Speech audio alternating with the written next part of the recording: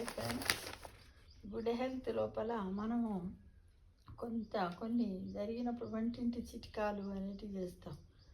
గృహ వైద్యం అనేది కొన్ని ప్రథమ చికిత్సలు చేస్తాం. అవి ఏంటి, వేటి గురించి ఎలా చేయాలి అనే దాని గురించి తెలుసుకుందాం. ఓకేనా.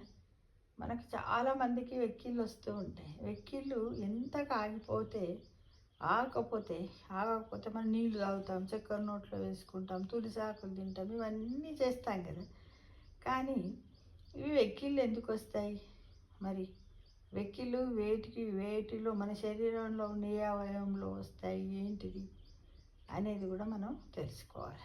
అయితే వెక్కిళ్ళు అనేటివి వచ్చినప్పుడు మనకు ఛాతంతా పైకి కిందికి కదిలినట్టు అవుతూ ఉంటుంది. అంటే ఊపిరితిత్తులలో గాలి నిండడం వల్ల సంకోచ వ్యాకోచాలు చెందినప్పుడు వెక్కిళ్ళు వస్తూ ఉంటాయి అన్నమాట. వాటిని కంటిన్యూగా వచ్చినప్పుడు మనకు కొంచెం ఆయాసం కూడా అవుతుంది కదా మిత్రమా. అయితే మరి వెక్కిళ్ళు ఎంత కాకపోతే మనం ఏమి చెయ్యాలి? మన గృహంలో ఉంటాం, ఎప్పుడు డాక్టర్ దగ్గర ఉంటాం. డాక్టర్ దగ్గర పోయేంత వరకు కూడా మనము ఆయాసపడకుండా ఉంటే మనం ఏం చెయ్యాలి అంటే, వెక్కిళ్ళు ఎంత కాగకపోతే 2 చూపుడు వేళ్ళు 2 చెవుల్లో పెట్టుకొని 7 సెకండ్ల పాటు నొక్కి ఉంచాలి. దీంతో వేగస్ నాడి మీద ఒత్తిడి పెరిగి వెక్కిళ్లకు కారణమయ్యే డయాఫ్రమ్ సంకోచ వ్యాకోచాలు అదుపులోకి వస్తాయి. దాంతో వెక్కిళ్ళు ఆగిపోతాయి. ఇదనమాట. మనకు 2 చేతుల్లో చూపుడు వేళ్ళు ఉంటాయి కదా, చెవులలో పెట్టుకోవాలి. అట్లా పెట్టుకొని కనీసం 7 సెకండ్ల పాటు, ఒక అర నిమిషం కూడా కాదు, 7 సెకండ్లు అంతే చేస్తే వెక్కిళ్ళు ఆగిపోతాయి. ఇక చాలామందికి ముక్కు నుంచి రక్తస్రావం అవుతుంది, రక్తం కారుతూ ఉంటుంది. ఇలా జరిగినప్పుడు తలను వెనక్కి వంచకూడదు, బదులుగా నిమ్మ చెక్క నాకాలి లేదా పుల్లని పండు తినాలి.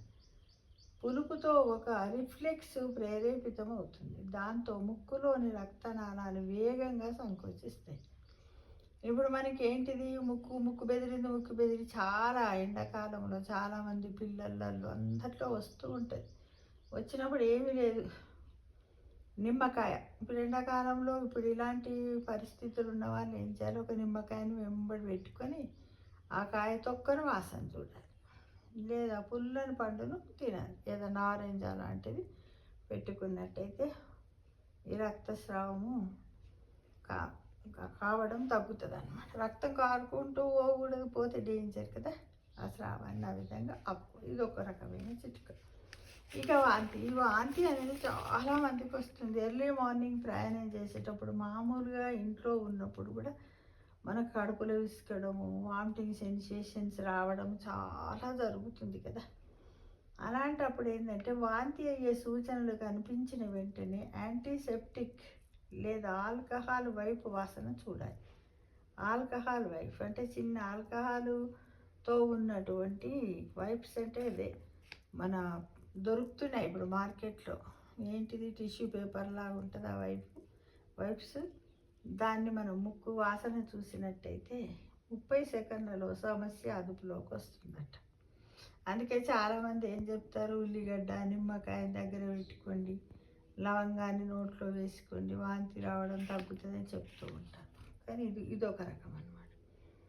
ఇక మనకు ఎడతెగని ఆలోచనలు రాత్రి చాలామందికి, ఇదైతే చాలామంది ఇప్పుడు మన సొసైటీలో దాదాపు 80% మంది నిద్ర పడతలేదని అంటారు. బాగా అన్ని పండంకనే అన్ని మంచి చెడు ఆలోచనలు వస్తాయి అని బాధపడుతూ ఉంటారు.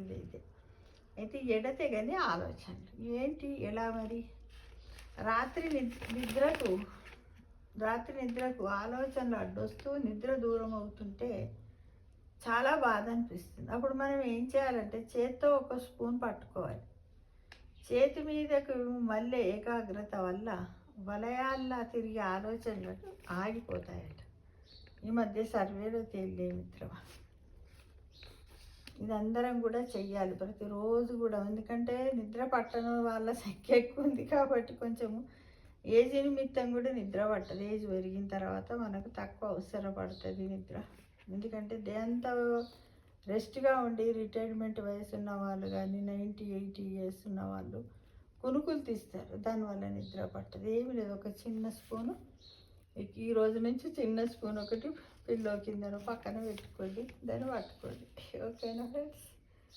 ఆందోళన చాలామందికి ఆగం అవుతుంటుంది. ఒక్కొక్కసారి ఇంట్లో ఎవరొక్కరు వచ్చినా ఆగమవుతుంది, ఎవరు రాకున్నా ఆగమవుతుంది.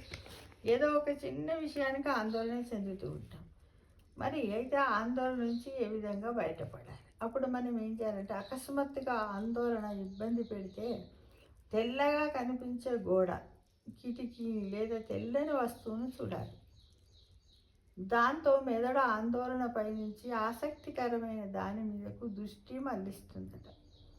దాంతో ఆందోళనకరమైన ఆలోచనలన్నీ కూడా ఆగిపోతాయట.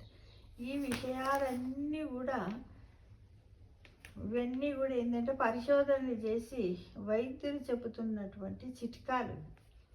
ఇది వైద్యులు చెబుతున్నారు. ఏంటంటే వాళ్ళు ఊరికి చెప్పట్లేదు ఏదో ఒకటి. వాళ్ళు ఏంటంటే కొద్దిమందిని తీసుకొని, గ్రూప్ ఆఫ్ పీపుల్స్ని తీసుకొని అలాంటి ఉన్న వాళ్ళ మీద రీసెర్చ్ చేసి ఆ తర్వాతనే ఇలాంటివి చెప్తున్నారు. కాబట్టి మనం అందరం కూడా ప్రతి ఒక్కరము ఇవి పాటించినట్టయితే ఈ సమస్యల నుంచి అందరికీ ఇంచుమించుగా వారంలో 3-4 సార్లు ప్రతి ఒక్కరు వీటిని, అంటే ఒక ముక్కు నుంచి రక్తస్రావం తప్ప ఆందోళన, ఎడతెగని ఆలోచనలు, వాంతి, వెక్కిలు అయితే వస్తూనే ఉంటాయి.